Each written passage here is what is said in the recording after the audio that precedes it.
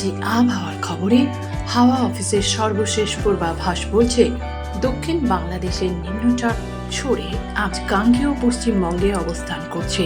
আগামী 24 ঘন্টায় এটি আরও শক্তিশালী হবে। গাঙ্গেয় পশ্চিমবঙ্গের উপর দিয়ে এটি আগামী 2-3 দিনে ঝাড়খণ্ডের দিকে যাবে। পশ্চিমবঙ্গ, বিহার, সিকিম, ঝাড়খণ্ডে বিক্ষিপ্ত জায়গায় বর্ষণের পূর্বাভাস রয়েছে IMDর তরফে। এই বর্ষণ 23শে অগস্ট পর্যন্ত চলবে বলে জানানো হয়েছে।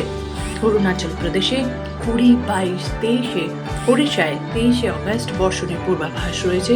এছাড়া 24শে অগস্ট পর্যন্ত অসম, মেঘালয়, নাগাল্যান্ড, মণিপুর বর্ষণের সম্ভাবনা। গাঙ্গেয় পশ্চিমবঙ্গে ভারী থেকে অতি ভারী বর্ষণের সতর্কতা রয়েছে। বাংলার পর ঝাড়খণ্ড, বিহারেও অতি বর্ষণ হতে পারে। দক্ষিণবঙ্গে আগামীকাল বীরভূম, মুর্শিদাবাদে ভারী থেকে অতি ভারী বৃষ্টির সম্ভাবনা রয়েছে। বৃষ্টির হলুদ সতর্কতা জারি রয়েছে নদিয়া, 2 বর্ধমান, বাঁকুড়া, পুরুলিয়া। বৃহস্পতিবার পুরুলিয়া, পশ্চিম বর্ধমান, বীরভূমে ভারী বর্ষণের সতর্কতা রয়েছে।